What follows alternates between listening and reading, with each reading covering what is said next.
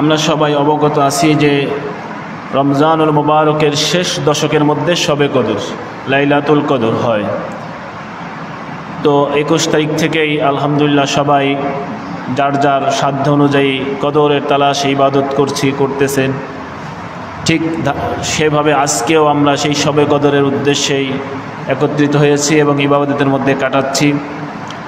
আমাদের প্রথমে খেয়াল রাখতে হবে যে আমরা এই যে আলোচনা করছি এবং আলোচনা শুনতেছি, এটাও একটা ইবাদত, এটাও ইবাদতের মধ্যেই কাটতেছে। যদি আমি এটা মনে করি এমনিতেই আলোচনা হচ্ছে, আলোচনা শুনছি, না শুনলে সমস্যা নাই, করলেও সমস্যা নাই, এরকম যদি ইবাদত মনে না করি তাহলে কিন্তু সওয়াব হবে না। এটাকে ইবাদত মনে করতে হবে। বরং হাদিস শরীফের মধ্যে আছে, যে ব্যক্তি একটি আয়াত শিখলো মসজিদে এসে বা কারো কাছে গিয়ে, আল্লাহ তাআলা তাকে 100 নফল নামাজের 100 রাকাত নফল নামাজের সওয়াব দান করবেন। এরপরে বলা হয়েছে, যদি কেউ কোনো মাসালার একটা অধ্যায় শেখে, একটা মাসালার বা অধ্যায় শেখে, আল্লাহ তাআলা তার আমলনামায় 1000 রাকাত নফল নামাজের সওয়াব দান করবে। তাহলে এখানে আলোচনা হচ্ছে কোরআনের, আলোচনা হচ্ছে মাসলা মাসাইলের, হাদিসের। অতএব এই আলোচনাগুলো করলে এবং শুনলে আশা করা যায় আল্লাহ তাআলা সেই সমস্ত সওয়াবগুলো আমাদের আমলনামায় দিবেন ইনশাআল্লাহ। সম্মানিত উপস্থিতি, ইসলাম ধর্মের হচ্ছে শান্তির ধর্ম। আল্লাহ সুবহানাহু ওয়া তাআলা কুরআনুল কারীম ইসলাম ধর্মের সংবিধান হিসাবে দিয়েছেন। প্রত্যেকটা মুসলমান কুরআনুল কারীম অনুসরণ করে চলবে, তার জীবনে সব জায়গায় সে সফলতা লাভ করবে। আজকে যে আমরা শবে কদরের উদ্দেশ্যে একত্রিত হয়েছি এবং রাতটা ইবাদতের মধ্যে কাটাই দেওয়ার চিন্তা ভাবনা করছি, এ বিষয়ে আল্লাহ সুবহানাহু ওয়া তাআলা কুরআনুল কারীমে কি বলেছেন আগে আমরা তা দেখে আসি। মুসলমানদের পদ্ধতি হলো, যে কোনো কিছু করলে সর্বপ্রথম কোরআনের কাছে গিয়ে দেখবে সেটা কোরআনে এসে বিষয়ে কি বলে। যদি সে বিষয়টা কুরআনুল কারীমের মধ্যে সে না পায় বা আছে খুঁজে পায় নাই বা সেই বিষয়ে নাই, তখন সে হাদিসের কাছে যাবে যে হাদিসের মধ্যে এই বিষয়ে কি বলা হয়েছে। যখন হাদিসের মধ্যে সে বুঝতে পারছে না, তখন যাবে ইজমা, সাহাবা ইকরামের আমল কি ছিল এই বিষয়ে, সাহাবা ইকরামরা কি করতেন। এভাবে পর্যায়ক্রমে মুসলমানরা তাদের আমলের ঠিক করবে। এজন্য আমরা সর্বপ্রথম এই কদর বিষয়ে আল্লাহ তাআলা কুরআনুল কারীমের মধ্যে কি বলেছেন আমরা সে বিষয়ে একটু দেখে আসি। লাইলাতুল কদর, লাইলাতুন এটা আরবি শব্দ, কদর এটাও আরবি শব্দ। লাইলাতুল কদর অর্থ হলো, লাইলাতুল মানে রাত, আর কদরের বিভিন্ন অর্থ আছে। কদরের একটি অর্থ হলো সম্মান, মর্যাদা। আবার কদরের আরেকটি অর্থ হলো ভাগ্য, তকদির। তাহলে যদি কদরের অর্থ হয় মর্যাদা, সম্মান, তাহলে হবে সম্মানের রাত লাইলাতুল কদর, সম্মানের রাত লাইলাতুল কদর, মর্যাদার রাত। আর যদি কদরের অর্থ ধরা হয় ভাগ্য, তাকদির, তাহলে লাইলাতুল কদর ভাগ্যের রাত, লাইলাতুল কদর তাকদিরের রাত। তাহলে শাব্দিক অর্থ আমরা বুঝতে পারলাম যে লাইলাতুল কদর হলো ভাগ্যের রাত বা সম্মানিত রাত, মর্যাদাপূর্ণ রাত। সম্মানিত উপস্থিতি, আল্লাহ সুবহানাহু ওয়া তাআলা এই কদর নামে একটি সূরা নাজিল করেছেন কুরআনুল কারীমের মধ্যে। কত মর্যাদা দিয়েছেন, একটা সূরা নাজিল করেছেন। অনেক বিষয় আল্লাহ তাআলা 2-1টা আয়াত বলেছেন, 2বার 3বার বলেছেন। আর কদরের বিষয়ে আল্লাহ তাআলা পুরো একটা সূরা নাজিল করলেন। আমরা শবে বরাতেও আলোচনা করে থাকি, শবে বরাতেও আমরা অনেক আলোচনা করি, শুনি। তো শবে বরাতের মধ্যে অনেক বিষয় নিয়ে দ্বিমত আছে, তবে শবে কদরের ব্যাপারে আল্লাহ তাআলা কোরআনের মধ্যে আলোচনা করতেছেন। তাহলে এখানে আর দ্বিমত থাকার সুযোগ আছে? লাইলাতুল কদর, এটাকে ফার্সি শবে কদরও বলে অনেকেই, শবে কদর সব হলো ফার্সিতে বলে, আরবি শব্দ লাইলাতুল কদর। এই লাইলাতুল কদর যে একটা রাত আছে, এটা কোরআনের দলিল দিয়ে আল্লাহ তাআলা প্রমাণ করতেছেন এই রাতটা আছে। আল্লাহ সুবহানাহু ওয়া তাআলা সূরাতুল কদর নাজিল করলেন। এই সূরার মধ্যে 5টি আয়াত আছে। আমরা কোরআনের আলোচনা থেকে এরপর আমরা হাদিসের দিকে যাব। রাসূল বলেছেন কি শবে কদর বিষয়ে। আল্লাহ তাআলা পবিত্র কোরআনুল কারীমের সূরাতুল কদরের প্রথম আয়াতের মধ্যে বললেন, ইন্না আনজালনাহু ফি লাইলাতিল কদর, নিশ্চয়ই আমি নাজিল করেছি তাকে বা ইহাকে ফি লাইলাতিল কদর, কদরের রাত্রে। আনজালনাহু, হু এটা সর্বনাম, এটা হু দ্বারা উদ্দেশ্য হলো কোরআনুল কারীম। তাহলে বোঝা গেল এই সূরা নাজিল করার আগেও কোরআনের কিছু আয়াত সূরা নাজিল হয়েছিল। কারণ কোরআনের সর্বপ্রথম যে নাজিল হয়েছে সূরাতুল আলাক, ইকরা বিসমি রব্বিকাল্লাযী খলাক, এই সূরাতুল আলাকের প্রথম 5টি আয়াত নাজিল হয়েছে। এরপর অন্য সূরা নাজিল হয়েছে, পর্যায়ক্রমে সূরা কদরও নাজিল হয়েছে। যেমন এখানে সিরিয়াল নাম্বার দিছে 25 নম্বরে যে সূরা কদর নাজিল হয়েছে, তাহলে তার আগে 24টা সূরা নাজিল হয়ে গেছে। আল্লাহ তাআলা বলেন, আমি এই কোরআনুল কারীমকে কদরের রাত্রে নাজিল করেছি। তাহলে লাইলাতুল কদর, এই রাতের মধ্যে আল্লাহ তাআলা এই কোরআন কারীম নাজিল করেছে। এই কদরের মর্যাদা বৃদ্ধির কারণ এটাও একটা যে কোরআনুল কারীম নাজিল হয়েছে। সুবহানাল্লাহ। লাইলাতুল কদরকে সম্মানিত করার জন্য এই কোরআনুল কারীম নাজিল হওয়া একটা কারণ। এজন্য আমরা লাইলাতুল কদর কেবলমাত্র কোরআন রেখে পালন করব না, কোরআন সহ লাইলাতুল কদর কাটাতে হবে, কোরআনের সাথে ফুল সম্পর্ক রাখতে হবে। তাহলে লাইলাতুল কদরের যেমন মর্যাদা বেড়ে যাবে, তো কোরআনের সাথে সম্পর্ক রাখার কারণে আমাদের লাইলাতুল কদর এবং কোরআনের দুটো মর্যাদাই আল্লাহ তাআলা দান করবেন। আল্লাহ সুবহানাহু ওয়া তাআলা কোরআনুল কারীমের নাজিল করে বললেন যে আমি লাইলাতুল কদরে কোরআন নাজিল করেছি। আর এই কোরআনকে যে যতটুকু মহব্বত করবে, যে যতটুকু কোরআনের উপরে আমল করে চলবে, আল্লাহ তাআলা তাকে ততটুকু সফলতা দান করবেন। সুবহানাল্লাহ। কোরআনুল কারীম আল্লাহ পাক নাজিল করেছেন কোরআনের উপরে আমল করার জন্য, কোরআনের অর্থ বোঝার জন্য, কোরআনের উপরে কোরআন বুঝে বুঝে চলার জন্য। যেমন উদাহরণস্বরূপ মনে করেন, এই যে প্রত্যেক দিন তারাবি হচ্ছে, যেখানে সূরা তারাবি হচ্ছে বা কোরআন খতম তারাবি হচ্ছে, আমরা যারা মুক্তাদি আছি পিছনে থাকি, প্রত্যেক দিন কোরআন তেলাওয়াত শুনতেছি কি না?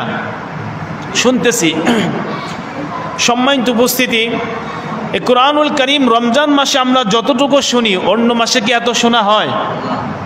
এত কিন্তু শোনা হয় না। তাহলে রমজানের সাথে কোরআনের একটা অঙ্গাঙ্গী সম্পর্ক আছে না নাই? আছে। এজন্য আল্লাহর অনেক বান্দা আছে রমজান মাসে 2টা 4টে 5টা কোরআন খতম দেয়। অনেক বান্দা আছে রমজানের প্রথম রমজান থেকে শুরু করেছে, কোরআনের বঙ্গানুবাদ দেখতেছে সে। অনেকে আছে কোরআন শিখতে জানে না, সে রমজান মাসে টার্গেট করছে কোরআন শিখে ফেলতেছে। বলে কোরআনকে রমজানের সাথে আমাদের পরিপূর্ণ সম্পর্ক জোড়াই দিতে হবে। আল্লাহ তাআলা এই লাইলাতুল কদরকে কোরআন দ্বারা সম্মানিত করেছে। সেই কোরআন যদি আমার থেকে দূরে থাকে তাহলে কিন্তু আমি সম্মানিত হতে পারবো না। বরং কোরআনুল কারীমের সাথে যদি আমার সম্পর্ক থাকে, তাহলে কোরআনুল কারীম আমাকে আপনাকে কিয়ামতের দিন জান্নাতের জন্য সুপারিশ করবে। সুবহানাল্লাহ। এই কোরআন মাখলুক না গায়রে মাখলুক, অর্থাৎ এই কোরআন সৃষ্টি না স্রষ্টার সাথে জড়িত, এটা নিয়ে বড় দ্বিমত। বরং ইমাম আহমদ ইবনে হাম্বল রহিমাহুল্লাহ সে বলেছে কোরআন মাখলুক না, কোরআন সৃষ্টি না। সৃষ্টি মানে আল্লাহ যেটাকে বানাইছেন সেটাকে বলে সৃষ্টি। তো কোরআন হলো আল্লাহর কালাম, আল্লাহর কথা। তো আল্লাহর সাথে এটা কথা, তার সাথে সম্পর্কিত, এটা আলাদা বানানো না। তাহলে দেখুন, যে কোরআনের সাথে সম্পর্ক রাখছে সে যেন আল্লাহর সাথে সম্পর্ক রাখছে। যে কোরআন তেলাওয়াত করতে জানে সে আল্লাহর সাথে কথা বলতে জানে। যে কোরআনের অর্থ বুঝে জীবন পরিচালনা করে সে যেন আল্লাহর নৈকট্যপ্রাপ্ত বান্দা হিসেবে গণ্য হয়ে গেছে। সুবহানাল্লাহ। এই জন্য হাদিস শরীফের মধ্যে আছে, ইবনে মাজা, আল্লাহ রসুল বলেন, আল কুরআনু শাফিউন মুশাফফাউন ওয়া মাহিলুন মুসাদ্দাকুন মান জাআলাহু আমামাহু কাদাহু ইলাল জান্নাহ। যে কোরআন হলো সুপারিশকারী, কোরআন যার জন্য সুপারিশ করবে আল্লাহ তাআলা তার সুপারিশ কবুল করবেন। কোরআন যার জন্য সত্যায়িত করবে আল্লাহ তাআলা তার সত্যায়িত কবুল করবেন।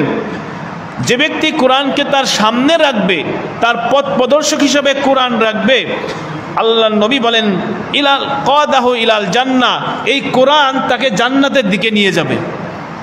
ওমান জাআলাহু খলফা যহরিহি সাকাতাহু ইলান নার, আর যে ব্যক্তি কোরআনকে খলফা যহরিহি পিছনে রাখবে, কোরআনের আইন, কোরআনের কথা, কোরআনের নিয়ম কানুন তার কাছে ভালো লাগে না, পিছনে রাখবে, নবী বলেন সাকাতাহু ইলান নার, কোরআন তাকে জাহান্নাম নিয়েই ছাড়বে। নাউজুবিল্লাহ। অন্য হাদিসের মধ্যে আছে আল কুরআন আহাব্বু ইলাল্লাহ মিনাস সামাওয়াতি ওয়াল আরদ ওয়া মান ফিহিন্না, আল্লাহ তাআলার কাছে কোরআন হলো এমন প্রিয়, এমন মাহবুব, বলে আসমান এবং জমিনের মধ্যে যা কিছু আছে সমস্ত কিছুর থেকে আল্লাহ তাআলার কাছে সবচেয়ে উত্তম হলো কোরআনুল কারীম। এই জন্য আমাদের প্রত্যেকেরই উচিত কোরআনুল কারীম শিক্ষা গ্রহণ করা, অর্জন করা। কোরআনুল কারীম দেখে দেখে তেলাওয়াত করা, এটা প্রত্যেকের জন্য জরুরি, ফরজ।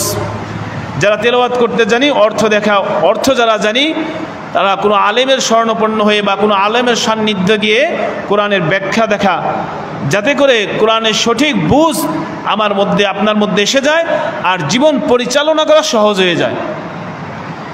এভাবে এখানে যদিও আজকে আলোচনা শবে কদর, তো কোরআনের সাথে চলে আসলো, যেহেতু শবে কদরের সাথে কোরআনের সম্পর্ক, আরও কোরআন বিষয়ে অনেক আলোচনা আছে, সেদিকে যাব না, যেহেতু শবে কদরই মূল আলোচনা।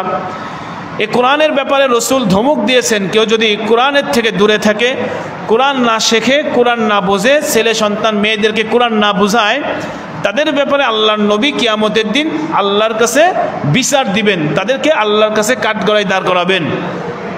সূরাতুল ফুরকানের 30 নম্বর আয়াত আল্লাহ তাআলা বলেন ওয়াকালার রাসূলু ইয়া রাব্বি ইন্না কওমি ইত্তাখাযু হাযাল কুরআনা মাহজুরা, হে আল্লাহ, আমার সম্প্রদায়, আমার এই উম্মতেরা কোরআনকে ছেড়ে দিয়েছে, কোরআনের উপর আমল করে নাই, আপনি এর বিচার করেন। যেই নবীর সুপারিশে আমরা অপেক্ষা করছি, যেই নবী আমাদের জন্য সুপারিশ করবে জান্নাতের জন্য, সেই নবী যদি আমাদের জন্য বিচার দিয়ে বসে উল্টা, তাহলে অবস্থাটা কি হবে? তাহলে কিভাবে জান্নাতে যাওয়া সম্ভব? অসম্ভব হয়ে যাবে। এজন্য কোরআনের সাথে আমরা বেশি থেকে বেশি সম্পর্ক রাখবো। নবী বলেন যার অন্তরের মধ্যে কোরআনের কোনো অংশ নাই, তার অন্তরটা হলো ভূতের ঘর, একেবারে বিরান ভূমি, যেখানে মানুষ যায় না, ভয় পায়, 100 বছর 200 বছর যেখানে মানুষের বসবাস নাই। যার অন্তরে কোরআন নাই, তার অন্তরটা হলো এরকম বিরান ঘর, তার অন্তরের মধ্যে কোনো বরকত নাই, খায়ের নাই। এজন্য আমরা কোরআনের সাথে সম্পূর্ণ পরিপূর্ণ সম্পর্ক রাখার চেষ্টা করব। আল্লাহ তাআলা বলেন আফালা ইয়াতাদাব্বারুনাল কুরআন আম আলা কুলুবি আকফালুহা, কোরআনকে নিয়ে কেন তোমরা চিন্তা করো না, কোরআনকে নিয়ে তোমরা কেন গবেষণা করো না? তোমাদের দিলের মধ্যে কি তালাবদ্ধ হয়ে গেছে নাকি, তালা লাগানো হয়ে গেছে নাকি? কোরআন নিয়ে গবেষণা নাই, কোরআন নিয়ে অর্থ নিয়ে চিন্তা ফিকির নাই। আল্লাহ তাআলা তিরস্কার করতেছে তাদেরকে যারা কোরআন গবেষণা করে না। কিতাবুন আনজালনাহু ইলাইকা মুবারাকুল লিয়াদাব্বারু আয়াতিহি ওয়া লিয়াতাযাক্কারা উলুল আলবাব, নিশ্চয়ই এই কোরআন হচ্ছে বরকতময় কোরআন, যেটা যে আয়াত নিয়ে চিন্তা ফিকির করবে। আর আমার কোরআন নিয়ে গবেষণা চিন্তা ফিকির করে কেবল জ্ঞানী ব্যক্তিরাই। তাহলে কোরআন নিয়ে যারা চিন্তা ভাবনা করে, কোরআনের অর্থ, কোরআনের তেলাওয়াত, কোরআনের ব্যাখ্যা, এরা সবচেয়ে জ্ঞানী মানুষ। কে বলতেছে? আল্লাহ তাআলা বলতেছে যারা জ্ঞানী মানুষ তারা হলো কোরআন গবেষণা করে, কোরআনের সাথে সম্পর্ক থাকে। এজন্য আমাদেরকে কোরআনের সাথে সম্পর্ক রাখা দরকার, কোরআনের সাথে বেশি থেকে বেশি। বলে আমি কোরআন তেলাওয়াত করতে পারি না বা কোরআন ব্যাখ্যা বুঝি না, বলে আমার ছেলে সন্তান মেয়েরা যেন আমার মতো হতভাগা না হয়, তারা যেন কোরআন ছোটোবেলা থেকেই শিখে নিতে পারে। কি বলেন? ছোটোবেলা থেকেই যেন তারা কোরআনের সাথে একটা সম্পর্ক জুড়ে দেয়। কেউ যদি ছোটোবেলায় কোরআনের সাথে সম্পর্ক না রাখে, বড় হয়ে তার কোরআন শেখা অনেক কঠিন হয়ে দাঁড়ায়। আল্লাহ তাআলা কোরআনের মধ্যে বলেন ওয়ালাকাদ ইয়াসসারনাল কুরআন, আমি কোরআনকে সহজ করে দিয়েছি। দেখুন, আমরা যদি বলি কোরআন শেখেন, কোরআন বোঝেন, আমরা অনেক সময় মন্তব্য করি কোরআন তো কঠিন, বা আমি বুঝি না, আমি তো তেলাওয়াত পারি না, অনেক ওজর আপত্তি করি। আর আল্লাহ তাআলা বলতেছেন যে কোরআনকে আমি সহজ করে দিয়েছি। আল্লাহ বলল সহজ করে দিলাম, আমি বললি কঠিন লাগে, তাহলে তো আল্লাহর সাথে আমার মতের মিল হলো না। আল্লাহ তাআলা কোরআনকে সহজ করে দিয়েছেন বলতেছে। এ কারণেই আল্লাহ তাআলা বলেন, এই আয়াতের ব্যাখ্যায় মুফাসসির ইকরামরা বলেন আল্লাহ সুবহানাহু ওয়া তাআলা কোরআনকে এত সহজ করেছেন যে দেখুন, এই কোরআনের মতো এত বড় একটি গ্রন্থ একজন অনারব মানুষ, যেমন আমাদের ভাষা আরবি না, আমাদের বাংলা ভাষা আরবি আমাদের মায়ের ভাষা নয়, আরবি একটা অপরিচিত ভাষা আমাদের কাছে, অথচ এই অনারব ব্যক্তিরা, অনারব আজমি মানুষেরাই এই পুরা কোরআনকে না দেখে মুখস্থ বলতে পারে কিনা? না দেখে মুখস্থ বলে দেয় পুরা কোরআন, অনারবি জবান, তার জবানটা কিন্তু আরবি না, বাংলা ভাষা, ইংরেজি ভাষা, উর্দু ভাষা, কিন্তু আরবি ভাষার কোরআনকে পুরা ঠুটস্থ মুখস্থ, জবরজের পর্যন্ত ভুল হয় না। তাহলে এটা আল্লাহ সহজ না করলে কোনো ব্যক্তি পারত? অন্য কোনো গ্রন্থ এভাবে মুখস্থ করে দেখাতে পারবে? এ টু জেড আকার একার ভুল হবে না? সম্ভব না। অথচ কোরআনুল কারীমের আলহামদুলিল্লাহর আলিফ থেকে নিয়ে নাসের সিন পর্যন্ত 7 বছরের নাবালিগ বাচ্চা মুখস্থ শোনায় দিচ্ছে দাঁড়ায়। এই জন্য আল্লাহ বলে কোরআন আমি খুব সহজ করে দিয়েছি, একেবারে ইজি করে দিয়েছি। তাহলে আমি আপনিও যদি চেষ্টা করি মুখস্থ করতে পারবো, আমি আপনিও যদি চেষ্টা করি মুখস্থ করতে পারবো। আমাদের চেষ্টা নাই, আমাদের চেষ্টার ভিতরে কমতি, এই জন্য কোরআন থেকে দূরে সরে আসি। আল্লাহ তাআলা আমাদের কোরআনের সাথে পরিপূর্ণ সম্পর্ক রাখার তৌফিক দান করুক। তাহলে এই রাতকে আল্লাহ তাআলা কোরআন নাজিল করে সম্মানিত করলেন, লাইলাতুল কদরকে। এরপর আল্লাহ তাআলা দ্বিতীয় আয়াতের মধ্যে বলেন, ওমা আদরাকা মা লাইলাতুল কদর, হে নবী আপনি কি জানেন লাইলাতুল কদর কি? তার মানে আমি যেটা বলতে চাচ্ছি লাইলাতুল কদর সম্পর্কে সেটা আপনিও জানেন না। আর এই প্রশ্ন করার উদ্দেশ্য হলো, আরও মুফাসসিরিন ইকরামরা বলেন লাইলাতুল কদরকে আরও এই রাত্রে উৎসব দেওয়ার জন্য, এই রাত্রে বেশির থেকে বেশি সম্মানিত করার উদ্দেশ্যে আল্লাহ তাআলা নবীকে জিজ্ঞেস করতেছেন, ওমা আদরাকা, আপনি কি জানেন লাইলাতুল কদর? লাইলাতুল কদরটা কি আপনি কি জানেন? প্রশ্ন করে আল্লাহ তাআলা নিজেই উত্তর দিচ্ছেন লাইলাতুল কদরের বৈশিষ্ট্য। লাইলাতুল কদরি খায়রুম মিন আলফি শাহর, লাইলাতুল কদর হলো এমন একটি রাত যেই রাতটা হলো 1000 মাসের চাইতেও উত্তম। সুবহানাল্লাহ, 1000 মাসের চাইতেও উত্তম। এই একটা রাত, একটা রাতই 1000 মাসের চাইতে উত্তম। 1000 মাসে গুণ করে যোগ করে দেখা গেছে যে 83 বছর 4 মাস হয়। 1000 মাসে 83 বছর 4 মাস। তাহলে এই লাইলাতুল কদরের একটি রাত, সূর্য অস্তের পর থেকে নিয়ে সুবে সাদিক পর্যন্ত, সাহারি খাবান, এরপরে আর কিন্তু কদর থাকবে না, এর আগ পর্যন্ত এই রাতটু 1000 মাসের চাইতে উত্তম, অর্থাৎ 83 বছর 4 মাসের চাইতে উত্তম। সুবহানাল্লাহ।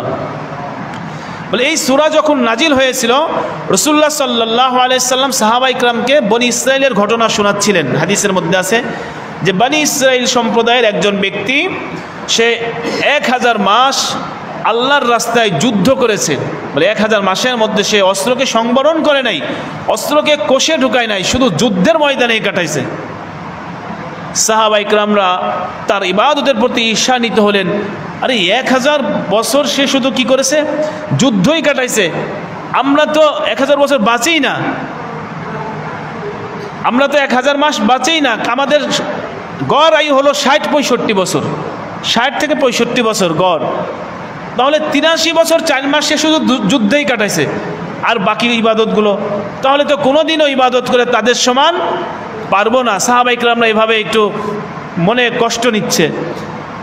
বলে আল্লাহ পাক সাথে সাথে সূরাতুল কদর নাজিল করে শোনায় দিলেন যে, হে নবী, আপনার উম্মাহ যদি লাইলাতুল কদরটা জেগে ইবাদত কাটাইতে পারে, তাহলে এরকম 1000 মাসের চাইতে আল্লাহ তাআলা তার আমল নয় সওয়াব দান করবেন। সুবহানাল্লাহ।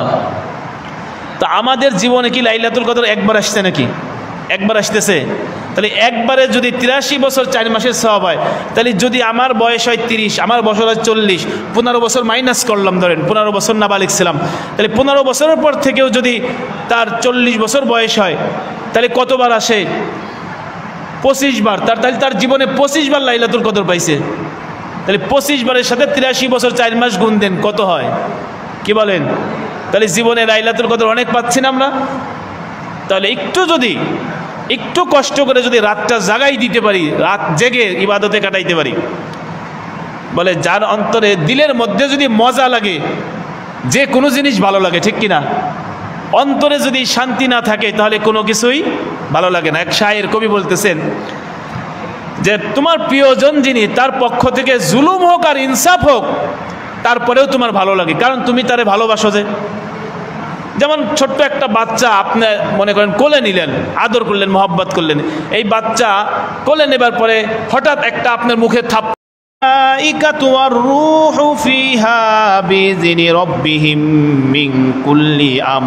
তানাজ্জালুল মালাইকা, অবতীর্ণ হয় ফেরেশতারা, ওয়ার রূহু এবং জিব্রাইল, ফিহা লাইলাতুল কদরে, বিইজনি রব্বিহিম তাদের রবের অনুমতিতে, মিন কুল্লি আমর প্রত্যেক গুরুত্বপূর্ণ বিষয় নিয়ে। এই কুল্লি আমর দ্বারা মুফাসসির ইকরামরা বলেন তাকদীর নিয়ে। সুবহানাল্লাহ, তাকদীর নিয়ে। আগামী এক বছরে আমাদের কার কার তাকদীরে কি আছে, কি করব, এটা কিন্তু ফয়সালা তো আগের থেকেই আছে না? আমাদের জন্মের আগের থেকেই আমাদের সব কিছু আল্লাহ ফয়সালা করে রাখছেন। তাকদীর দুই প্রকার, একটা তাকদীর ফাইনাল নিশ্চিত, সেটার পরিবর্তন হবে না। আরেকটা হলো ঝুলন্ত তাকদীর, যেই তাকদীরটা আল্লাহ তাআলা দোয়ার মাধ্যমে পরিবর্তন করেন, দোয়ার মাধ্যমে পরিবর্তন করেন। আমরা বলি না যে টাকা দান করলে বরকত হবে, হায়াতে বরকত হবে, বাপ মায়ের খেদমত করলে হায়াতে বরকত হবে। তা হায়াতে বরকত হবে মানে কি? এইখানে তার হায়াতের মধ্যে আল্লাহ বাড়াই দিবে, হায়াত বাড়াই দিবে। তো এই জন্য এই রাতের মধ্যে, লাইলাতুল কদরের রাতের মধ্যে আমাদের তকদিরের মধ্যেও কিছু পরিবর্তন হবে। কত বড় গুরুত্বপূর্ণ রাত তাহলে দেখুন, আমার আপনার তকদির চেঞ্জ হয়ে যেতে পারে এই রাত্রে। এই সূরাতুদ দুখানের মধ্যে আল্লাহ তাআলা বলেন 4 নম্বর আয়াত, ফিহা ইফরাকু কুল্লু আমরিন হাকিম, এই রাতের মধ্যে আমরিন হাকিম, এখানে আমরিন হাকিম দ্বারা আল্লাহ তাআলা এখানে মুফাসসির ইকরামরা তাকদীর বুঝিয়েছেন যে স্থানান্তরিত করা হয়, অর্থাৎ লৌহে মাহফুজ থেকে আল্লাহ তাআলা তকদিরের বিষয়গুলো নির্দিষ্ট ফেরেশতাদের যেই কাজের যেই নিয়ন্ত্রণ রাখা হয়েছে তাদের কাছে আল্লাহ তাআলা সুপর্দ করেন। তাদের কাছে এক বছরে সে কি খাবে, এক বছরে সে কি করবে, কতটুক কোথায় যাবে, তার হায়াত কখন শেষ হবে, কিভাবে করবে, এগুলো আল্লাহ তাআলা এই রাত্রে কি করেন, স্থানান্তরিত করেন। এজন্য এটা তাকদীর পরিবর্তন হওয়ার রাত। এজন্য আমরা এই রাত্রের মধ্যে আমাদের ভালো ভালো দোয়াগুলো শামিল করব আমাদের দোয়ার মধ্যে, যাতে করে আমাদের জীবন থেকে পিছনে যে অন্যায়গুলো হয়ে গেছে এগুলো তাহলে আল্লাহ মাফ করে দেয়, সামনের জীবনকে আমাদের কোরআন ও সুন্নাহ মোতাবেক চলতে পারে। এজন্য আমরা আল্লাহর কাছে দোয়া করব। তাহলে এই রাত্রের মধ্যে আমাদের তকদিরের মধ্যে কিছুটা পরিবর্তন হতে পারে। এরপর আল্লাহ তাআলা বলেন, সালামুন হিয়া হাত্তা মাতলাইল ফাজর, বলে এটা শান্তি বর্ষিত হবে। এই যে জিব্রাইল এবং ফেরেশতাদের দল নিয়ে তারা আসমান থেকে নিচে নামবে এবং তারা পুরা জমিনের মধ্যে এরকম ঘোরাফেরা করবে। হাদিসের মধ্যে আসবে তারা এরকম প্রত্যেকটা বান্দার কাছে যাবে যারা নাকি দাঁড়ানো অবস্থায়, বসা অবস্থায় আল্লাহর জিকির করতেছে, আল্লাহর স্মরণের মধ্যে আছে, সুবহানাল্লাহ। তাদের কাছে যাবে, তাদের ব্যাপারে আল্লাহ তাআলার কাছে বলবে সে সারা রাত জেগে ইবাদত করতেছে, সে এই ইবাদতের মধ্যে লিপ্ত আছে।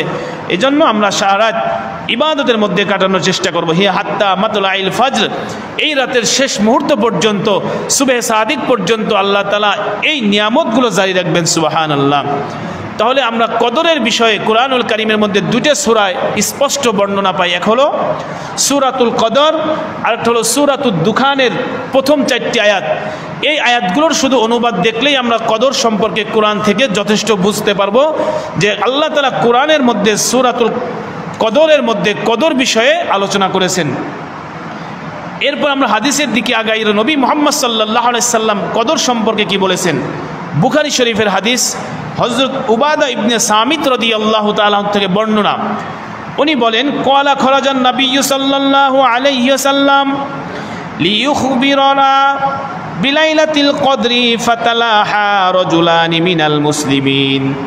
বলে নবী মুহাম্মদ সাল্লাল্লাহু আলাইহি ওয়াসাল্লাম আমাদের কাছে আসলেন, লাইলাতুল কদরের নির্দিষ্ট তারিখ বলতে আসলেন। নবী সাল্লাল্লাহু আলাইহি সাল্লাম সাহাবা ইকরামের জামাতের কাছে যাচ্ছেন কি জন্য?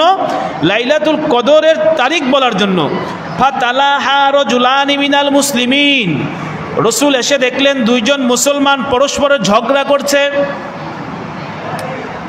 ফাকালা খরাজতু লিউখবিরাকুম বিলাইলাতিল কদরি ফাতালাহা ফুলানুন ওয়া ফুলান। রসুল বললেন, আমি বের হয়েছিলাম ঘর থেকে তোমাদের কাছে কদরের রাত নির্দিষ্ট তারিখ বলার জন্য। 27 না, 29 না, 21 না, 23 না, 25 নির্দিষ্ট বলার জন্য বের হয়েছিলাম। কিন্তু আমি এসে দেখলাম ফুলানুন ফুলানুন, অমুক অমুকে তারা তর্ক বিতর্ক ঝগড়া করছে। ফারুফিআত ওয়া আসা আইয়াকুনা খায়রাল লাকুম, আল্লাহ তাআলা আমার জেহেন থেকে নির্দিষ্ট তারিখ উঠাই নিলেন। তাহলে ঝগড়াটা কি অন্যায়, কি অপরাধ, দেখুন কত বড় খারাপ জিনিস। সবে কদরের তারিখটা নির্দিষ্ট রসুল বলতে আসছিল, কিন্তু দুইজনের ঝগড়া দেখে রসুল আর বললেন না। আমরা অনেক সময় দেখা যায় ছোটোখাটো জিনিস নিয়ে আমরা ঝগড়া বিপদে লেগে যাই, ঝগড়ায় পড়ে যাই। আসলে ঝগড়াটা বহুত খারাপ, বহুত খারাপ। দেখুন, আমরা হাত নাভিতে বাঁধবো না, এরকম বুকে বাঁধবো, আমি নাচতে বলবো না জোরে বলবো, এটা নিয়ে ঝগড়া। মনোজাত করবো কি করবো না, এটা নিয়ে ঝগড়া, অথচ এটা কোনো ঝগড়ার বিষয়ই না। এটা মুস্তাহাব নফল, না করলেও কোনো, সারা জীবনে না করলেও সমস্যা নাই, অথচ ঝগড়া করা কবিরা গুনাহ, জাহান্নামে যাবে, ঠিক কিনা? তাহলে যেই জিনিস না করলে সমস্যা নাই, সেই জিনিসের জন্য আমরা জাহান্নামে যাচ্ছি কেন? ওই যে ঝগড়া লাগাচ্ছে ওইটার জন্য ঝগড়া করতেছে, এই জন্য জাহান্নামে যাব। এই জন্য নফলকে ঠিক করতে গিয়ে কবিরা গুনাহ করে ফেলতেছে। এই জন্য ঝগড়া করব না, যথাসম্ভব ঝগড়াকে এড়িয়ে যাব। যেখানে আমার মন মতো হচ্ছে না এড়িয়ে যাব, যেখানে মনে হচ্ছে না এটা ঠিক হচ্ছে না, ওটা না করে সরে যাব। আপনি করেন, ঠিক আছে করেন, ঝগড়া দরকার নাই, বোঝানোর চেষ্টা করব, বুঝলেও ভালো, না বুঝলেও ভালো, ঝগড়া করব না, ঝগড়ার মধ্যে সমাধান নয়। রাসূলুল্লাহ সাল্লাল্লাহু আলাইহি সাল্লাম এভাবে কাফের মুশরিকদেরকে এড়িয়ে যেতেন, এবং অনেক যারা অজ্ঞ তাদেরকেও এড়িয়ে যেতেন। যারা তর্ক বিতর্ক প্রিয়, তারা তর্ক করলে রসুল তর্ক করতেন না, এড়িয়ে যেতেন। রসুল বললেন, ঝগড়া করার কারণে আমার জেহেন থেকে কদরের রাত্রে নির্দিষ্টতা উঠে নিয়ে গেলেন। ওয়া আসা ইয়াকুনা খায়রাল লাকুম, তবে হ্যাঁ, উঠে নিয়ে যাওয়াটা তোমাদের জন্য মঙ্গল আছে, কারণ আল্লাহ যা করেন মঙ্গলের জন্যই করেন। যদি নির্দিষ্ট থাকতো তাহলে দেখুন, মনে করেন লাইলাতুল কদর নির্দিষ্ট তারিখ করা আছে, মনে করেন, তাহলে ওই রাত্রে যদি কেউ ইবাদত না করে অন্য কাজে কাটায়, তাহলে সে তুচ্ছ ভাবল না ওই রাতকে? আর তুচ্ছ ভাবলে শাস্তি আসে না নাই? তো আপনি কি মনে করেন আজকের রাত্রে বাজার ঘাটে দোকানদার লোক নাই? তারা কি সারা রাত ইবাদতে কাটাচ্ছে? আজকে এমন মানুষ আছে সারা রাত দোকানে বিক্রি করবে, অথচ লাইলাতুল কদর এত সম্মানিত রাত, এই রাতকে পিছনে রেখে সে অন্য কাজ করবে, এত দুঃসাহসিকতা দেখানো সম্ভবই না। কিন্তু সে ভাবতেছে আজকেও কিছু আমল করব, কালকেও কিছু করব, 21 থেকেও কিছু করতেছি। এই যে লাইলাতুল কদরের তালাশে 10টা রাতে কিছু কিছু ইবাদত করতেছে, তাহলে এটা ইবাদত বেড়ে গেল না? আর যদি নির্দিষ্ট থাকতো খালি ওই দিনই করতো, আর করতো না। এই জন্য আল্লাহর নবী বলে এটা তোমাদের জন্য মঙ্গলজনক। এরপর রসুল বলেন, তাহলে কি করা যায়? ফালতামিসুহা ফিত্তাসিয়াতি, তাহলে তোমরা শবে কদর তালাশ করবে 29তম রাতে, ওয়াসাবিয়াতি 27তম রাতে, ওয়াল খামিসাতি 25তম রাতে। এইগুলো রাত্রের মধ্যে তোমরা কি শবে কদর তালাশ করবে, যেহেতু আমার জেহেন থেকে নির্দিষ্ট উঠাই নিয়ে গেছে আল্লাহ তাআলা। বুখারী মুসলিমের হাদিস, রসুল বলেন, তাহাররাউ লাইলাতাল কদরিল ওয়িতরি ফিল ওয়িতরি মিনাল আশরিল আওয়াখিরি মির রমাদান, রমজান মাসের শেষ দশকের বেজর রাত্রগুলোতে তোমরা শবে কদর তালাশ করো। বাইহাকি শরীফের মধ্যে আছে, ইযা কানা লাইলাতুল কদরি নাজালা জিবরিলু আলাইহিস সালাম ফি কাবকাবাতিন মিনাল মালাইকাতি ইউসাল্লুনা আলা কুল্লি আবদিন কায়িমিন আও কায়িদিন ইয়াযকুরুল্লাহ আযজা ওয়া জাল্লা। রাসূলুল্লাহ সাল্লাল্লাহু আলাইহি সাল্লাম বলেন, যখন লাইলাতুল কদর হয়, জিবরাইল আলাইহিস সালাম ফেরেশতাদের এক জামাত নিয়ে আসমান থেকে অবতরণ করেন, জমিনের মধ্যে আসেন, এবং জমিনের মধ্যে যারা নাকি আল্লাহর ইবাদতের মধ্যে রাত জেগে কাটাচ্ছে তাদের সাথে আল্লাহর ওই ফেরেশতাগুলো দেখা সাক্ষাৎ করেন, তাদের কাছে যান। ইউসাল্লুনা আলা কুল্লি আবদিন, এবং তাদের প্রত্যেকটা বান্দার উপর আল্লাহর ফেরেশতারা বরকতের, রহমতের, মাগফিরাতের দোয়া করতে থাকে। সুবহানাল্লাহ, ফেরেশতারা দোয়া করতে থাকে তাদের জন্য যারা শবে কদরে রাত জেগে ইবাদতে কাটাবে, রাত জেগে ইবাদতে কাটাবে। এবং বুখারী মুসলিমের হাদিস, রসুল বলেন মান ক্বামা লাইলাতাল কদরি ঈমানান ওয়া ইহতিসাবান গুফিরা লাহু মা তাকদ্দামা মিন যামবিহি। যে ব্যক্তি লাইলাতুল কদরে ঈমানের সাথে সওয়াবের আশা ইবাদতের মধ্যে কাটিয়ে দিবে, নবী বলেন আল্লাহ তাআলা তার পিছনের সমস্ত গুনাহ মাফ করে দিবে। তাহলে আল্লাহ তাআলা পিছনের সমস্ত গুনাহ মাফ করে দিবেন। এই লাইলাতুল কদরকে যদি আমরা রাত জেগে ইবাদতের মধ্যে কাটাইতে পারি। এবং ইবনে মাজার মধ্যে আছে, রসুল বলেন ইন্না হাযা শাহরা ক্বাদ হাদারাতকুম ওয়া ফীহি লাইলাতুন খায়রুম মিন আলফি শাহরিন মান হুরিমাহা ফাকাদ হুরিমাল খায়রা কুল্লাহু ওয়া লা ইয়াহরুমু খায়রাহা ইল্লা কুল্লু মাহরুমিন। রসুল বলেন রমজান মাসে এমন একটি রাত আছে যেটা লাইলাতুল কদর, আর এই লাইলাতুল কদর হলো 1000 মাসের চাইতে উত্তম। এই রাত্রের মধ্যে যে ইবাদত থেকে বঞ্চিত হলো, এই রাত্রের মধ্যে যে ইবাদত কাটাইতে পারলো না, সে সমস্ত ধরনের কল্যাণ থেকেই বঞ্চিত। ওয়ালা ইয়াহরুমু খায়রাহা ইল্লা কুল্লু মাহরুমিন। আর সমস্ত কল্যাণ থেকে বঞ্চিত হয় ওই ব্যক্তি যে আল্লাহ তাআলার কাছ থেকে বঞ্চিত। আল্লাহ তাআলার কাছ থেকে যে বঞ্চিত, আল্লাহ যাকে দেখতে পারে না, আল্লাহ যার উপর রহমতের নজর নাই, ওই লোকটাই এই কদরের রাত্রে ইবাদত থেকে বঞ্চিত হয়। নাউজুবিল্লাহ। এই জন্য এই রাতটা ইবাদতের মধ্যে কাটাবো আমরা ইনশাআল্লাহ। এখন বুখারী মুসলিমের মধ্যে আরেকটা হাদিস, রাসূলুল্লাহ সাল্লাল্লাহু আলাইহি ওয়াসাল্লাম বলেন ইন্নী উরিদু লাইলাতাল কদরি সুম্মা উনসিতুহা আও নুসাইয়িতুহা ফালতামিসুহা ফিল আশরিল আওয়াখিরি ফিল বিত্রি। রাসূল বলেন ইন্নী উরিদু লাইলাতাল কদরি, আমি লাইলাতুল কদর দেখেছি, উনসিতুহা আও নুসাইয়িতুহা, আমাকে ভুলিয়ে দেওয়া হয়েছে অথবা আমি নিজেই ভুলে গেছি। ফালতামিসুহা ফিল আশরিল আওয়াখিরি ফিল বিত্রি, তোমরা রমজানের বেজর রাতগুলোতে শবে কদর তালাশ করো। তাহলে শবে কদর হলো 21তম রজনীর থেকে শুরু হয়ে রমজানের শেষতম রজনী পর্যন্ত এই শবে কদরের যে কোনো রাতে শবে কদর হতে পারে। অন্য হাদিস থেকে পেলাম বেজর রাতগুলো। দেখুন শবে কদর নির্দিষ্ট নাই, তবে আবার একদিক দিয়ে নির্দিষ্ট আছে। কেমন? এখনো রমজান মাসের শবে কদর, তাহলে 11 মাস থেকে নির্দিষ্ট হয়ে গেল না? আবার রমজান মাসের মধ্যে শেষের দশকে শবে কদর, তাহলে 20 দিন থেকে মাইনাসে আবার নির্দিষ্ট হলো। আবার শেষের 10 দিনে আবার রসুল কয়েকটা হাদিসে নির্দিষ্ট করেছেন। এক হাদিসের মধ্যে বলেন 27তম রাত, 29তম রাত, 25তম রাত, এই 3 রাতে খোঁজো। এক হাদিসের মধ্যে বলেন 21তম রাত, 23তম রাত, 25তম রাত। আর এক হাদিসের মধ্যে বলে 27তম রাত, 29তম রাত। তবে অধিকাংশ উলামা ইকরামরা মুফাসসির মুহাদ্দিসিনরা যেহেতু 27তম রাতকে প্রাধান্য দিয়েছেন, কারণ হাদিস গবেষণা করে দেখা যায় সাহাবা ইকরামরা বলেছেন আল্লাহর কসম আমি 27 রমজানের সময় শবে কদর পেয়েছি। এরকম 2টা হাদিস আছে, বলে আমি শবে কদর রসুল যেদিন বলেছে আর শবে কদর সেটা ছিল 27 রাত। এজন্য উলামা ইকরামরা 27কে গুরুত্ব প্রাধান্য প্রবল প্রাধান্য দেয়। তবে আমরা নির্দিষ্ট ফিক্সড করতে পারবো না, যেহেতু আল্লাহর নবী কয়েকটা রাতের এখানে দিয়েছেন, কয়েকটা হাদিস থেকে পাওয়া যায়। তবে বেশিরভাগ যেহেতু 27, এই জন্য আমরা 27কে বিশেষভাবে দেখি।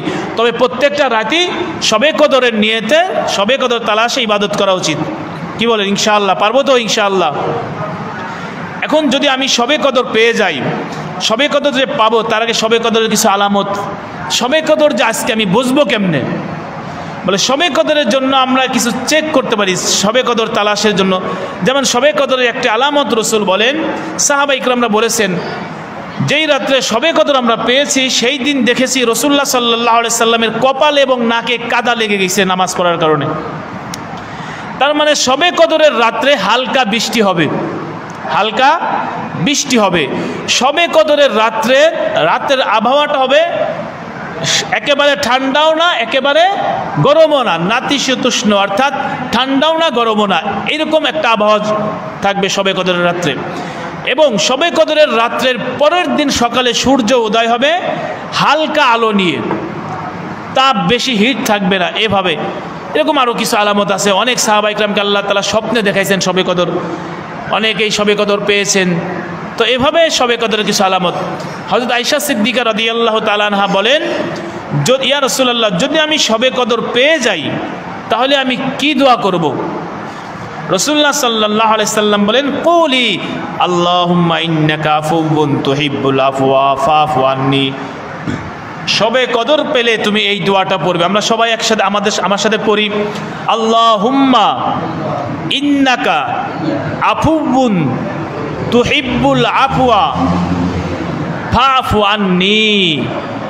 দোয়া তো আমরা যার যার মতো বেশি সারা রাতই করব, কোনো সমস্যা নাই, যার যে দোয়া। তবে এটা স্পেশালিস্ট রসুলের শিখানো দোয়া, কি বলেন, এটার মধ্যে বেশি বরকত, ঠিক না?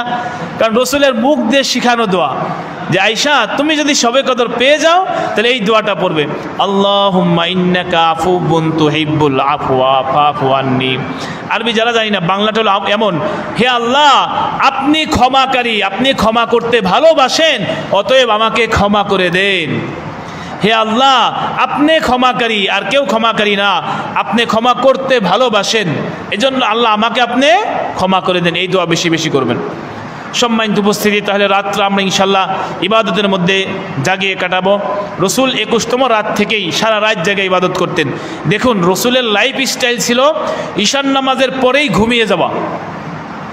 আমরা যখন রসুলের জীবনী বলতে যাই তখন আমরা এটা বলতে বাধ্য হই, এবং রসুলের জীবনী এটাই পাওয়া যায়। রসুল ঈশান নামাজের পরেই কোনো একান্ত ধর্মীয় কোনো আলোচনা, কোনো কথা থাকলে বলতেন, অথবা উনি ঘুমিয়ে যেতেন, শেষ রাতে তাহাজ্জুদের জন্য উঠতেন। ওনার জীবন স্টাইল এটা। আর আমরা কি করি, অনেক কিছু এলোমেলো করে জায়গা করে পরে ফজর উঠতে পারি না।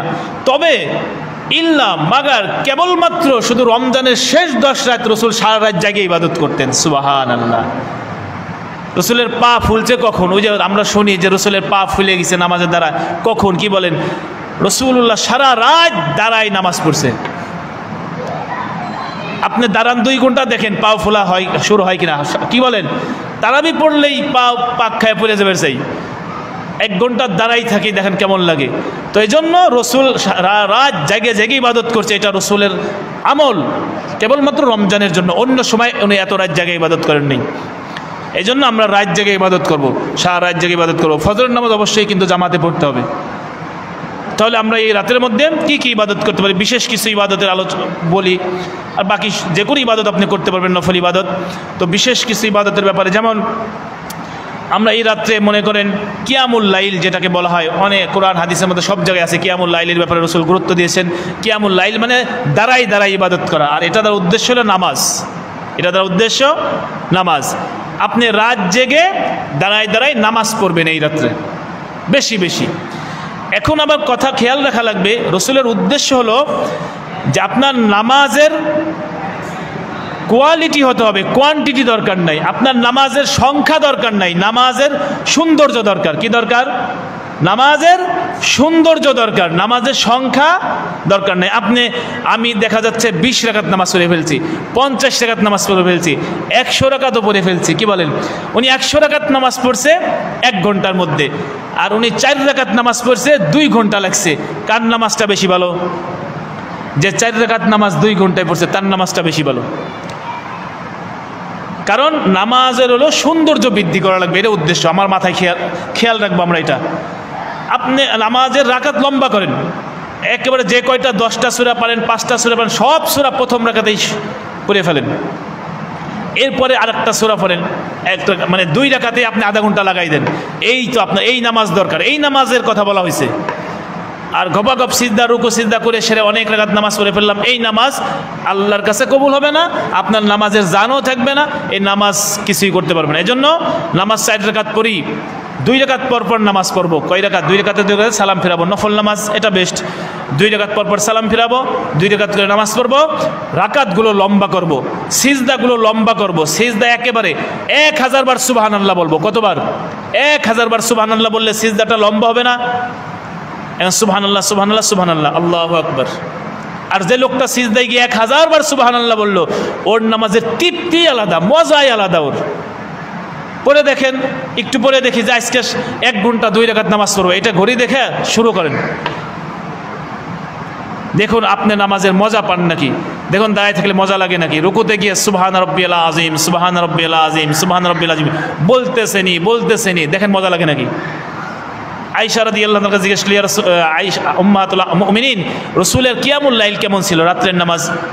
বলে তোমরা রসুলের নামাজের সৌন্দর্য আমাকে জিজ্ঞেস করো না, আমি তার নামাজের সৌন্দর্য বলে ভাষায় প্রকাশ করতে পারবো না, কীরকম সৌন্দর্য ছিল। বলে সিজদায় পড়ে আছে, আমি দেখে তো দেখি উঠতেইছে না, ঘন্টাকে ঘন্টা এক সিজদা। পরে আমি নাড়া দিলাম, কি মারাই গেল নাকি? পরে রসুল আবার নাড়া দিল, না আমি মারা যাইনি, আমি জীবিত আছি। তাহলে কেমন সিজদায় পড়েছিল। এজন্য আমরা কিয়ামুল লাইল করতে পারি ইনশাল্লাহ, কি বলেন? এটাও লম্বা চড়া। এর মধ্যে একটা বেস্ট নামাজ আছে নফল নামাজের মধ্যে, সালাতুত তাসবিহ। কি নামাজ? সালাতুত তাসবিহ। এই নামাজটা আবার নফল নামাজের মধ্যে খুব দামি নামাজ। এ ব্যাপারে আবু দাউদ শরীফের মধ্যে আছে, রাসূলুল্লাহ সাল্লাল্লাহু আলাইহি সাল্লাম বলেন, ইয়া আব্বাস ইয়া আম্মাহু, হে আব্বাস হে চাচা, আলা উতিকা আলা আমনাহুকা আলা আহবুকা আলা আফআলু বিকা আশরা খিসাল। হে চাচা যান, আমি কি আপনাকে একটা হাদিয়া দিব? হে চাচা যান, আমি কি আপনাকে একটা উপঢৌকন দিব? হে চাচা যান, আমি কি আপনাকে একটা বকশিশ দিব? আপনি যদি এটা করেন তাহলে 10টা লাভ আছে। কয়টা লাভ? 10টা লাভ। একটা হলো, ইজা আনতা ফাআলতা যালিকা গফারাল্লাহু লাকা যামবাকা আউওয়ালাহু ওয়া আখিরাহু। এক নম্বর, যদি আপনি এটা করেন তাহলে আল্লাহ তাআলা আপনার পিছনের সামনের সব গুনাহ মাফ করে দিবে। সুবহানাল্লাহ। কদিমাহু ওয়া হাদিসাহু, নতুন গুনাহ পুরাতন গুনাহ সব মাফ করে দিবে। খতাহু ওয়া আমদাহু, ইচ্ছাকৃত গুনাহ না জেনে গুনাহ সব মাফ করবে। সগীরহু ওয়া কাবীরহু, ছোট গুনাহ বড় গুনাহ সব মাফ করবে। সিররহু ওয়া আলানিয়াতাহু, প্রকাশ্যে গুনাহ গোপনে গুনাহ সব মাফ করবে। কি বলেন? অনেক দামি জিনিসটা, এটা সব ধরনের গুনাহ মাফ করবে এই নামাজ পড়লে। বলে চাচা তুমি যদি পারো এই নামাজটা প্রতিদিন একবার পড়ো, যদি তাও না পারো তাহলে সপ্তাহে একদিন পড়ো, সপ্তাহে না পারো মাসে একদিন পড়ো, মাসে না পারলে বছরে একদিন পড়ো, বছরে না পারলে তোমার জীবনে হলেও একদিন নামাজটা পড়ো। সুবহানাল্লাহ। আমরা কিন্তু অনেকে হয়তো জীবনে এটা পড়ি নেই, বা মাশাআল্লাহ অনেকে পড়ছি, তারা যারা পড়ছে আলহামদুলিল্লাহ ভালো।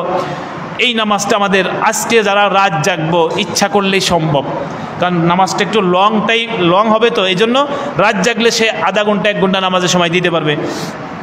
নামাজের পদ্ধতিটা হলো, আমি বলে দেই, যদি বুঝে আসলে, আর নাহলে পরে একাকীভাবে বুঝে নেবেন। নামাজের পদ্ধতিটা আছে 2 রকম। এক হলো, একটা তাসবিহ আছে, সেই তাসবিহটা আপনার নামাজের মধ্যে 300 বার পড়তে হবে। 4 রাকাত নামাজে 300 বার পড়তে হবে, প্রতি রাকাতে 75 বার হবে, প্রতি রাকাতে 75 বার। 4 রাকাতে 4 75-এ 300 বার পড়তে হবে এই তাসবিহটা নামাজের মধ্যে। এমনি নফল নামাজি তাসবিহটা হলো সুবহানাল্লাহি ওয়া আলহামদুলিল্লাহি ওয়া লা ইলাহা ইল্লাল্লাহু আল্লাহু আকবার, সুবহানাল্লাহি ওয়া আলহামদুলিল্লাহি ওয়া লা ইলাহা ইল্লাল্লাহু আল্লাহু আকবার। এই তাসবিহটা পড়তে হবে। পদ্ধতি হলো 2 রকম। একটা পদ্ধতি, প্রথমে নিয়ত করে নামাজে দাঁড়ানোর পরে এমনি নামাজের মতো আউযুবিল্লাহ বিসমিল্লাহ সূরা অন্য কিরাত একটা মিলাবো, মিলানোর পরে 15 বার এই তাসবিহ পড়বো, সুবহানাল্লাহি ওয়া আলহামদুলিল্লাহি ওয়া লা ইলাহা ইল্লাল্লাহু আল্লাহু আকবার। এভাবে 15 বার পড়বো দাঁড়াই। 15 বার পড়ার পরে রুকুতে যাব, রুকুতে গিয়ে রুকুর তাসবিহ পড়ার পরে এই রুকুতে থাকা অবস্থায় আবার 10 বার বলবো, সুবহানাল্লাহি ওয়া আলহামদুলিল্লাহি ওয়া লা ইলাহা ইল্লাল্লাহু আল্লাহু আকবার, সুবহানাল্লাহি ওয়া আলহামদুলিল্লাহি ওয়া লা ইলাহা ইল্লাল্লাহু আল্লাহু আকবার 10 বার। রুকুত থেকে উঠে সামি আল্লাহু লিমান হামিদা রব্বানা লাকাল হামদ, এই দাঁড়ানো অবস্থায় আবার 10 বার, সুবহানাল্লাহি ওয়া আলহামদুলিল্লাহি ওয়া লা ইলাহা ইল্লাল্লাহু আল্লাহু আকবার। রুকুত থেকে আবার সিজদায় গিয়ে সিজদার তাসবিহ পড়ার পর আবার 10 বার। সেজদার থেকে উঠে বসবো, এই 2 সেজদার মাঝে দোয়া পড়ে আবার 10 বার। আবার দ্বিতীয় সিজদায় যাব, সেজদার তাসবিহ পড়ে আবার 10 বার। দ্বিতীয় সিজদার থেকে উঠে বসবো আবার 10 বার। 75 বার হয়েছে। কতবার? 75 বার। এই 1 রাকাত শেষ, এখন আবার দাঁড়াই গেলাম। এভাবে 4 রাকাত, তাহলে 300 বার হবে। আরেকটা পদ্ধতি হলো, আপনি প্রথমে হাত বেঁধেই 15 বার পড়বো, সুবহানাল্লাহি ওয়া আলহামদুলিল্লাহি ওয়া লা ইলাহা ইল্লাল্লাহু আল্লাহু আকবার 15 বার। আউযুবিল্লাহ বিসমিল্লাহ সূরা ফাতিহা অন্য সূরা মিলানোর পরে আবার 10 বার, এই দাঁড়ানো অবস্থায়। তাহলে 2টা পদ্ধতি। এক হলো রুকুর আগে এক পদ্ধতি আছে 15 বার, আরেকটা হলো রুকুর আগেই হবে 25 বার। যেটা রুকুর আগেই হবে 15 বার, সেটা দ্বিতীয় সিজদার থেকে উঠে তাসবিহ পড়ে 10 বার পড়তে হবে। আর যে রাকাতে আছে রুকুর আগেই 25 বার, সেটা দ্বিতীয় সিজদার পরে বসে আর পড়তে হবে না। এই দুই পদ্ধতি যদি বুঝে আসে তো ভালো, না আসলে যদি পড়ার ইচ্ছা হয় একইভাবে ভালোভাবে বুঝে নিতে পারেন। তাহলে এটা আমরা কিয়ামুল লাইল নামাজের মধ্যে কাটাবো। আরেকটা হলো বিশেষ আমল, সেটা হলো তাওবা। এই রাতে আমরা তাওবা করতে পারি। কি করতে পারি? তাওবা করতে পারি। আল্লাহ তাআলা বলেন সূরাতুন নূরের 31 নম্বর আয়াত, ওয়াতুবু ইলাল্লাহি জামিআ, তোমরা সবাই তাওবা করো, আইয়ুহাল মুমিনুন, হে মুমিনগণ, লাআল্লাকুম তুফলিহুন, তাহলে তোমরা সফল কামিয়াব হবে। তাহলে আমার আপনার সকলেরই তওবা করা জরুরি, তওবা করা ফরজ, অবশ্যই তওবা করতে হবে। কেউ নাই গুনাহ ছাড়া, কেউ গুনাহ ছাড়া নাই। কুল্লু বনি আদম খত্তাউন, বনি আদম সবাই গুনাহগার, বনি আদম সবাই গুনাহগার। কিন্তু নবী বলেন ওই গুনাহগার বান্দা উত্তম শ্রেষ্ঠ যে গুনাহগার তওবা করে। গুনাহ করছি, ভুল হয়েছে, তবে তওবা করছে, সেই তওবাকারী উত্তম। বুখারী শরীফের হাদিস, রাসূল বলেন ওয়াল্লাহি ইন্নী লা আস্তাগফিরুল্লাহ, আল্লাহর কসম আমি প্রতিদিন আস্তাগফিরুল্লাহ তওবা পড়ি, আতুবু ইলাইহি ফিল ইয়াউমি আকসার মিন 70 মাররা, প্রতিদিন আমি 70 বারেরও বেশি তওবা পড়ি। সুবহানাল্লাহ। আমাদের নবী মা তাকাদ্দামা মিন যামবি ওয়া মা তাআখার, সূরা হুজুরাতের মধ্যে আল্লাহ তাআলা বলেন, সূরাতুল ফাতিহার মধ্যে আল্লাহ বলেন নবীর সামনের পিছনে সব মাপ, নবীর সব মাপ। সেই নবী তওবা পড়ে আস্তাগফিরুল্লাহ আস্তাগফিরুল্লাহ আস্তাগফিরুল্লাহ আস্তাগফিরুল্লাহ লা হাওলা ওয়ালা কুওয়াতা ইল্লা বিল্লাহ, প্রত্যেক দিন 70 বারের বেশি তওবা পড়ে। আর আমরা অনেকেই তওবা পড়ি না। গুনাহ না করলে তওবা পড়বো কেন? অন্যায় করছি নাকি যে আমি তওবা করব? রাসূল প্রত্যেক দিন আর এক হাদিসের মধ্যে আছে 100 বার তওবা করে, ক্ষমা চাই আল্লাহর কাছে, আল্লাহ মাফ করে দেন, মাফ করে দেন। এজন্য আমরা খালেস নিয়েতে তওবা করতে পারি। তওবার জন্য 4টে শর্ত, তওবা কবুল হওয়ার জন্য 4টে শর্ত। আজকে যদি আমরা তওবা করি 4টে শর্ত মেনে, তাহলে আশা করা যায় আল্লাহ তাআলা আমাদের নেকির দ্বারা আমাদের সমস্ত আমলনামা ভরে দিবে। তওবার 1 নম্বর শর্ত হলো আমি যে অন্যায় করেছি, আমি যেটা ভুল করেছি, যা আমি যেটা ভুল মনে করতেছি, সেটার উপরে নিজেকে আগে অনুতপ্ত হওয়া যে আমি আসলে এটা ভুল করে ফেলছি, আমার দ্বারা এটা ভুল হয়ে গেছে, আমি লজ্জিত, আমি অপমানিত, এটা নিজেকে নিজে অপমান মনে করা, লজ্জিত মনে করা 1 নম্বর। 2 নম্বর, যে অন্যায়ের জন্য আমি তওবা করছি, ক্ষমা চাচ্ছি, সেই অন্যায় রানিং থাকা যাবে না, চলমান থাকা যাবে না। যে আমি এই অন্যায়টাই করছি, মাপটা ভুল হয়েছে, আর রানিং আমি এই অন্যায়টা করতেছি না। 3 নম্বর, জীবনে সজ্ঞানে কোনোদিন এই অন্যায়টা করব না, সজ্ঞানে কোনোদিন অন্যায় করব না। এই 3টে সবার জন্য লাজেম লাগবে। 4 নম্বরটা হলো ব্যক্তি বিশেষ।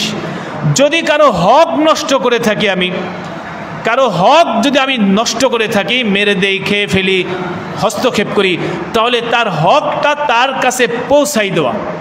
এই 4টে শর্ত যদি পাওয়া যায় তওবার মধ্যে, তাহলে আশা করা যায় আল্লাহ তাআলা আমাদের তওবা কবুল করবেন ইনশাআল্লাহ। এগুলো মেনে আমরা তওবা করতে পারি না, কি বলেন? শেষ করে দেবো?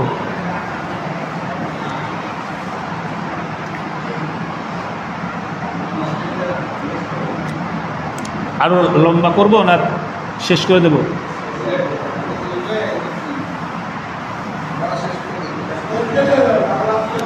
যাক, আল্লাহ তাআলা আমাদেরকে এগুলোর উপর আমল করার তৌফিক দান করুক। তাহলে বিশেষ কিছু আমল বললাম, সালাতুত তাসবিহ, এটাকে আমরা পড়ার চেষ্টা করব, আর বেশি বেশি নফল নামাজ।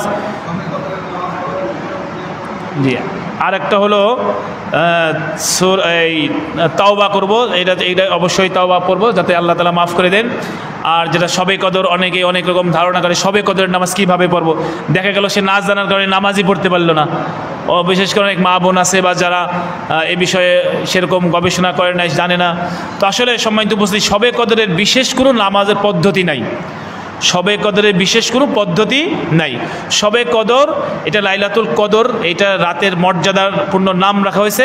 আপনি এই রাতে যে কোনো ইবাদত এটা নফল হবে। এখন এটাকে অনেকে আরবিতে নিয়ত করতেছে, নাওয়াইতু নুসাল্লি লিল্লাহি তাআলা রাকাতাই সালাতিল লাইলাতিল কদরি মুতাওয়াজ্জিহান ইলা জিহাতিল কাবাতি শরীফাতি, আল্লাহু আকবার।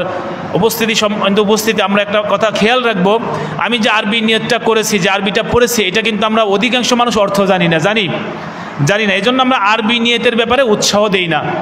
কেন? নিয়ত হলো প্রত্যেকটা আমলের উপরে নির্ভর করে। আপনার নিয়তের উপরে কিন্তু আল্লাহ তাআলা আমলের সওয়াব দিবে। তো আরবি নিয়ত করতে যেয়ে যদি আপনার জবর জের ভুল হয়, শব্দ যদি ভুল হয়, তাহলে নিয়ত কি ঠিক থাকবে? নিয়ত ভুল হওয়ার কারণে আপনার আমলও ভুল হয়ে যাবে। এজন্য আমরা বাংলায় নিয়ত করতে পারি আমার মায়ের ভাষায়, বা নিয়ত মুখে বলা জরুরি না। আমি শবে কদরের 2 রাকাত নফল নামাজ পড়তেছি, আল্লাহু আকবার। শবে কদরের 2 রাকাত নফল নামাজ পড়তেছি, আল্লাহু আকবার। একেবারে সাদামাটা, কোনো কষ্ট নাই, কোনো কিছু শিখতে হবে না, কোনো বই চটি বই বের করতে হবে না। এভাবে আপনি 2 রাকাত নামাজ পড়েন।